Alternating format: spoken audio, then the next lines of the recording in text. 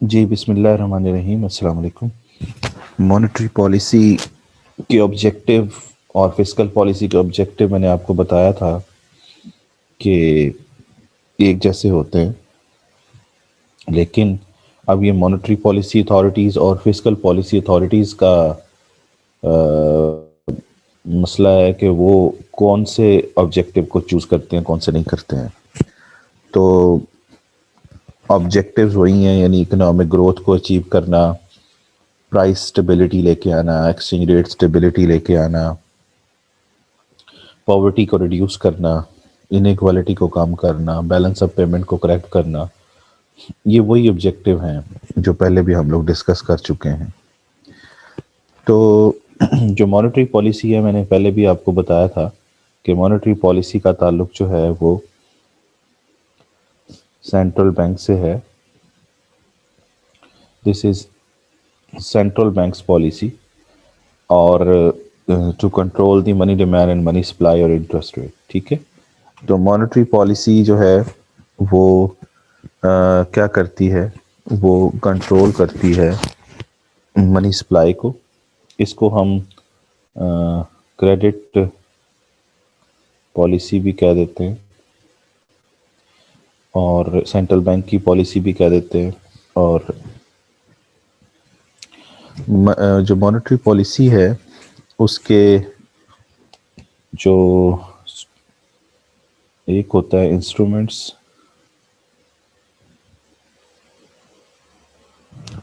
और इंस्ट्रूमेंट्स जो हैं वो इन्फ्लुएंस करते हैं किसको भला, इंडिकेटर्स को। और इंडिकेटर्स जो हैं वो इन्फ्लुएंस करते हैं टारगेट्स को।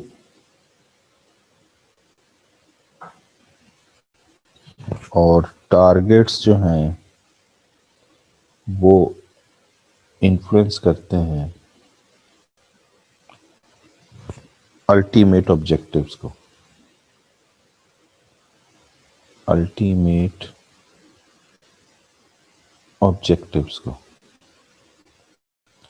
ये है जी मॉनेटरी पॉलिसी का पूरा फ्रेमवर्क। यानी इसमें जो है वो एक तो है इंस्ट्रूमेंट्स, दूसरा है इंडिकेटर्स, तीसरा है टारगेट्स, और चौथा जो है वो है अल्टीमेट ऑब्जेक्टिव्स। तो इंस्ट्रूमेंट्स, इंडिकेटर्स, टारगेट्स और अल्टीमेट ऑब्जेक्टिव्स। अब ये बात समझिए कि ये जो दोनों हैं, इन इंडिकेटर्स और टारगेट्स, इनको हम कहते हैं इंटरमीडिएट वेरिएबल्स। ठीक है जी। इंस्ट्रूमेंट्स जो होते हैं, जो इंस्ट्रूमेंट्स हैं, इंस्ट्रूमेंट्स को टूल्स कहते हैं। तो इंस्ट्रूमेंट्स और टूल्स वो एक ही बात है। और जो इंडिकेटर्स हैं,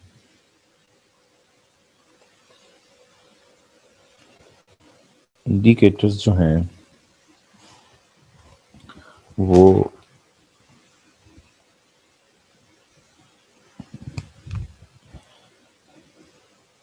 short term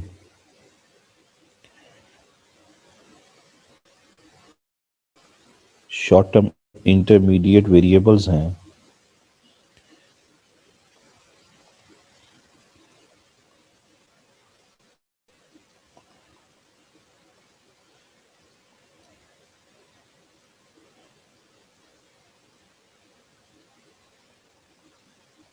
short term intermediate variables हैं which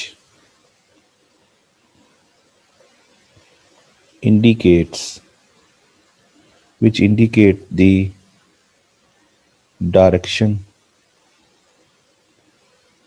ऑफ मॉनेटरी पॉलिसी। ठीक है जी। जो टारगेट्स हैं, टारगेट्स लॉन्ग टर्म हैं, लॉन्ग टर्म इंटरमीडिएट वेरिएबल्स हैं,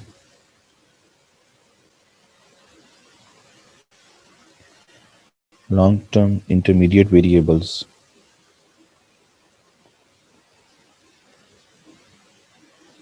which are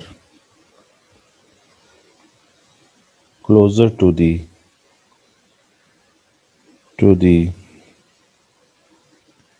ultimate objectives।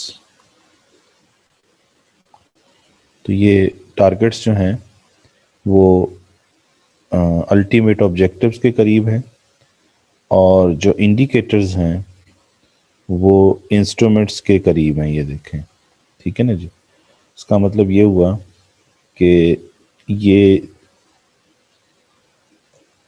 जो अल्टीमेट ऑब्जेक्टिव्स हैं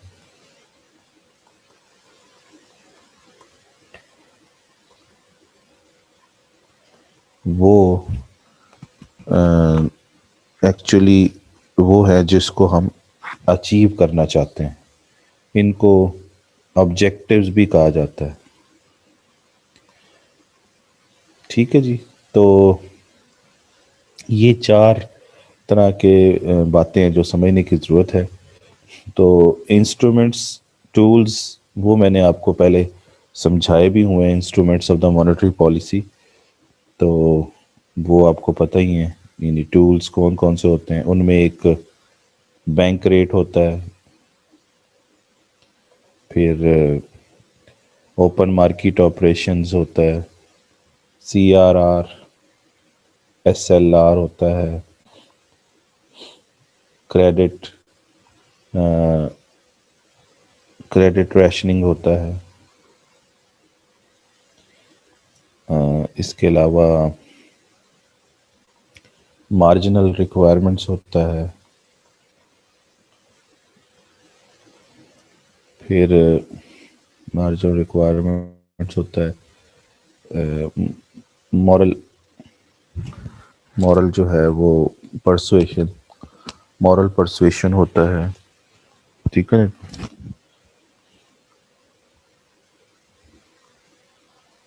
मॉरल परसुएशन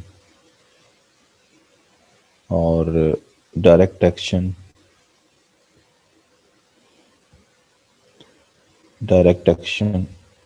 पब्लिसिटी, ये सारे क्या हैं? ये इंस्ट्रूमेंट्स हैं, या इन्हें tools of the monetary policy कहते हैं। ये मैंने पहले आपको समझाए हुए हैं सारे। अच्छा, अब जो ऑब्जेक्टिव्स हैं वो भी समझाए हुए हैं आप लोगों को। ऑब्जेक्टिव्स क्या क्या होते हैं? तो ऑब्जेक्टिव्स क्या क्या होते हैं मॉनेटरी पॉलिसी के? तो ऑब्जेक्टिव्स में आप लोग जानते हैं कि ये होता है कि इकोनॉमिक ग्रोथ को अचीव करना होता है। ठीक है ना जी, जो अल्टीमेट ऑब्जेक्टिव है। ठीक है ना, इकोनॉमिक ग्रोथ को अचीव करना होता है। मैं लिख देता हूँ।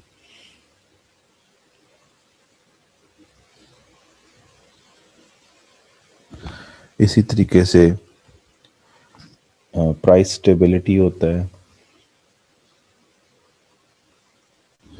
और बैलेंस ऑफ पेमेंट को करेक्ट करना होता है। ठीक है ना जी। तो पॉवर्टी को रिड्यूस करना होता है। तो ये वगैरह, ये सारे जो हैं वो ऑब्जेक्टिव्स होते हैं, जिसको हम अल्टीमेट ऑब्जेक्टिव्स या ऑब्जेक्टिव्स भी कहते हैं। अब दो चीज़ें और रह गई, टारगेट्स और इंडिकेटर्स। टारगेट्स और इंडिकेटर्स जो होते हैं ना, क्योंकि ये आप एक चीज़ नोटिस करें कि जो सेंट्रल बैंक का रोल होता है वो इंस्ट्रूमेंट्स तक होता है। वो इंस्ट्रूमेंट्स के ज़रिए क्या करता है, कोशिश ये करता है कि इन इंस्ट्रूमेंट्स के ज़रिए इन अल्टीमेट ऑब्जेक्टिव्स को अटेन करें, इन इंस्ट्रूमेंट्स के ज़रिए। लेकिन आप ये चीज़ नोटिस करें कि ये डायरेक्टली अचीवेबल नहीं है, क्योंकि इंस्ट्रूमेंट्स अफेक्ट करते हैं, इन्फ्लुएंस करते हैं इंडिकेटर्स को, और इंडिकेटर इन्फ्लुएंस करते हैं टारगेट्स को, और टारगेट फिर जाके करते हैं अल्टीमेट ऑब्जेक्टिव्स को। इसका मतलब ये है कि जो मॉनेटरी पॉलिसी है वो डायरेक्टली जो है वो अल्टीमेट ऑब्जेक्टिव्स को अटेन नहीं करती, बल्कि इनके रास्ते में इंडिकेटर्स भी आते हैं और टारगेट्स भी आते हैं। तो इंस्ट्रूमेंट्स से अल्टीमेट टारगेट्स तक का सफ़र डायरेक्ट नहीं है, इंडिकेटर्स और टारगेट्स भी इन्वॉल्व होते हैं, जो कि इंटरमीडिएट वेरिएबल्स हैं। मैंने आपको बताया कि ये दोनों क्या हैं, ये इंटरमीडिएट वेरिएबल्स हैं। ये बिल्कुल इसी तरीके से ये जैसे आप मुल्तान से इस्लामाबाद की तरफ मूव कर रहे हैं, तो रास्ते में इंडिकेटर्स भी आएंगे और टारगेट्स भी आएंगे। यानी अगर आप फॉर एग्जांपल मुल्तान से इस्लामाबाद जा रहे हैं, तो पता चले कि पहले आपने फैसलाबाद पहुंचे हैं आप, तो फैसलाबाद पहुंचने का मतलब ये है कि ये सही इंडिकेशन है कि आप सही डायरेक्शन में जा रहे हैं। और फिर आप रावलपिंडी पहुंच जाएं, तो इसका मतलब ये है कि आप लॉन्ग रन ऑब्जेक्ट ये आप बिल्कुल सही उसमें जा रहे हैं और बिल्कुल करीब ही हैं अपनी मंजिल के। तो टारगेट आपने अचीव कर लिया और बस अभी आप इस्लामाबाद पहुंच जाएंगे, क्योंकि मैंने आपको ये समझाया था कि जो टारगेट्स होते हैं वो किसके करीब होते हैं, वो अल्टीमेट ऑब्जेक्टिव्स के करीब होते हैं, और वो लॉन्ग टर्म में बता रहे होते हैं कि आप अपनी मंजिल पर पहुंचने वाले हैं कि नहीं पहुंचने वाले। These are closer to the ultimate objectives. लेकिन जो इंडिकेटर्स होते हैं वो शॉर्ट रन में ही बता देते हैं कि आप सही डायरेक्शन में मूव कर रहे हैं कि नहीं कर रहे, क्योंकि वो इंडिकेट कर रहे होते हैं direction of the monetary policy. तो ये वो इंटरमीडिएट वेरिएबल होते हैं जो शॉर्ट रन में बताते हैं कि आप सही जा रहे हैं कि नहीं जा रहे। और जिन इंस्ट्रूमेंट्स या टूल्स या नट एंड बोल्ट्स के ज़रिए आपने इन अल्टीमेट ऑब्जेक्टिव्स को अचीव करना होता है, वो ये वाले होते हैं: bank rate, open market operation, CRR, SLR, credit rationing, फिर मार्जिनल रिक्वायरमेंट्स, मॉरल परसुएशन, फिर डायरेक्ट एक्शन, पब्लिसिटी। ये हैं पॉलिसी इंस्ट्रूमेंट्स जिन्हें हम कहते हैं। तो ये और इन अचीव अल्टीमेटली क्या करना है, अल्टीमेटली अचीव ये करना है कि इनके ज़रिए, यानी बैंक रेट, ओपन मार्केट, यानी इंस्ट्रूमेंट्स के ज़रिए हमने इन इन चीज़ों को अचीव करना है जो कि अल्टीमेट हमारे ऑब्जेक्टिव हैं, ये वाले। ठीक है ना जी। इनमें से कोई एक हो सकता है, दो हो सकते हैं, देखना पड़ेगा क्या है। तो ये मैंने चंद लिखे हैं यहाँ पे, इनको हम ऑब्जेक्टिव भी बोलते हैं या अल्टीमेट। तो एक्चुअली इन इंस्ट्रूमेंट्स के ज़रिए हमने इन अल्टीमेट ऑब्जेक्टिव्स को क्या करना होता है, अटेन करना होता है। ठीक हो गया। तो ये बात समझ आ गई सारी आपको कि मॉनेटरी पॉलिसी जो है वो एक्चुअली सेंट्रल बैंक की पॉलिसी है, और हमारे सेंट्रल बैंक का नाम आपको पता है स्टेट बैंक ऑफ पाकिस्तान है, और जो इंडिया का सेंट्रल बैंक है उसका नाम रिजर्व बैंक ऑफ इंडिया है। अमेरिका के सेंट्रल बैंक का नाम जो है वो फेडरल रिजर्व सिस्टम है। तो इस तरह आपको कुछ सेंट्रल बैंक्स के नेम भी आने चाहिए। अच्छा, आगे चलें, नेक्स्ट चलते हैं, लेकिन पहले मैं आपको किताब से ये बात समझा दूं। और बुक में भी आपको ये बताया जा रहा है कि मॉनेटरी पॉलिसी जो है that shows the relationship between the interest rate and supply of money in an economy. और इनके ज़रिए किसको इफेक्ट करना होता है, इनके ज़रिए एग्रीगेट डिमांड को इफेक्ट करना होता है। ये बात मैंने आपको पहले बताई थी कि मॉनेटरी पॉलिसी और फिस्कल पॉलिसी दोनों ही डिमांड साइड पॉलिसीज़ हैं, इनको डिमांड मैनेजमेंट पॉलिसीज़ कहते हैं।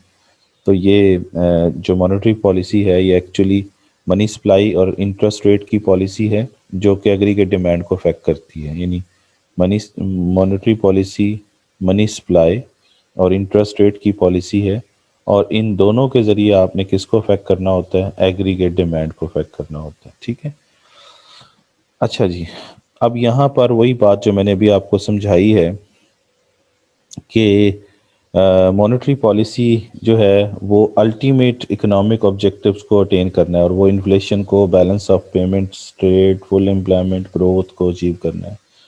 To achieve these ultimate objectives, authorities will set the intermediate objective of the monetary policy. Intermediate objective मैंने अभी आपको समझाए हैं वो क्या होते हैं, ठीक है ना जी। तो वो क्या है, तो इंटरमीडिएट ऑब्जेक्टिव्स जो हैं वो अलहदा से आप सेटल करेंगे। यानी इंटरमीडिएट ऑब्जेक्टिव्स का मतलब ये है कि आपके इंडिकेटर्स और टारगेट्स, ठीक है ना। तो वो क्या क्या है वो आपके सामने। अच्छा, तो इंटरमीडिएट जो ऑब्जेक्टिव्स हैं मॉनेटरी पॉलिसी के वो हैं interest rate, money supply growth rate, exchange rate और क्रेडिट। ये चार आपको इंटरमीडिएट, इनमें से कुछ जो हैं वो इंडिकेटर्स हैं, कुछ जो हैं वो टारगेट्स हैं। यानी इंटरमीडिएट मैंने आपको बताया था ना, दो होते हैं, एक इंडिकेटर्स और एक टारगेट्स। तो ये एक, ये दो, ये तीन और ये चार, ये चारों वेरिएबल यूज़ होते हैं as a intermediate objective of the monetary policy. और इंटरमीडिएट दो तरह के होते हैं, एक को हम टारगेट्स कहते हैं और एक को हम इंडिकेटर्स कहते हैं ना। इंडिकेटर्स और टारगेट्स ये दोनों क्या कहलाते हैं, ये दोनों इंटरमीडिएट ऑब्जेक्टिव्स कहलाते हैं। ये मैंने अभी आपको यहाँ पे बताया भी था। ये देखिए, ये आपके सामने इंडिकेटर्स और टारगेट्स, यानी इन टारगेट्स और इंडिकेटर्स दोनों को हम क्या बोलते हैं, इनको हम बोलते हैं इंटरमीडिएट वेरिएबल्स या इंटरमीडिएट ऑब्जेक्टिव्स, ठीक है। अच्छा, तो यहाँ पे आ जाइए वापस बुक पे। तो ये चार आ रहे हैं यहाँ पे। अब इनमें चॉइस करनी पड़ेगी कि कोई, ये इंटरेस्ट रेट जो है वो इंडिकेटर के तौर पर भी यूज़ हो सकता है, टारगेट्स के तौर पर भी यूज़ हो सकता है, इस तरीके से मनी सप्लाई भी, एक्सचेंज रेट भी और क्रेडिट एक्सपेंशन वगैरह भी। तो ये दोनों यूज़ हो सकते हैं।